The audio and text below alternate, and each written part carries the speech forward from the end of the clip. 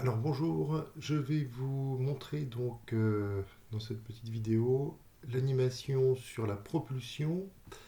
Voilà pour ceux qui ont eu du mal à faire fonctionner cette petite application. Alors il s'agit d'un chariot ici que l'on peut propulser grâce à un ressort qui est comprimé. Vous voyez, je pousse le chariot à gauche et ça comprime le ressort. Je le lâche et hop, il part. Voilà, il a été propulsé par le ressort. Au ralenti, on va refaire la même chose au ralenti. Je comprime le ressort. On voit ici en rouge la force qui s'appelle R ici qui est représentée, alors qui augmente évidemment lorsque le ressort est davantage comprimé. Plus il est comprimé, plus cette force est importante.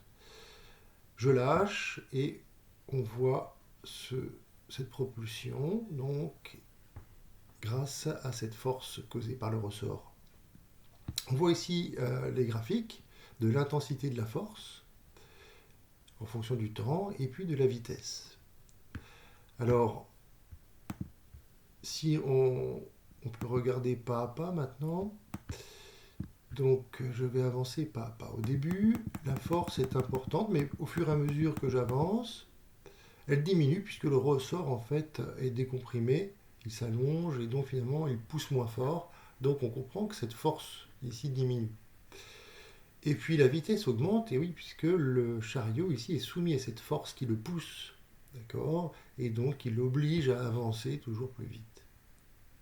Alors on continue, et on voit au bout d'un moment, la force qui diminue, elle va évidemment s'annuler à un moment donné, et elle s'annule au moment où il n'y a plus de contact entre le chariot, enfin tout du moins ici le piston, et le mur.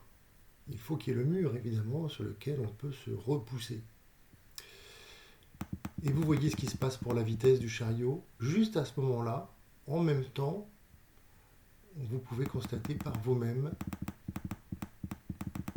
ce qu'il en est de la vitesse. Alors, sur cette animation, il n'est pas représenté les deux autres forces, à savoir le poids du chariot et puis la réaction du sol qui l'empêche de tomber. Alors, en général, la réaction du sol, on l'appelle R, mais ici, le R est déjà utilisé, donc on va l'appeler F par exemple, peu importe. Mais évidemment, il y a une force qui empêche le chariot de tomber au niveau des roues, mais on peut représenter une seule force. Voilà pour cette animation.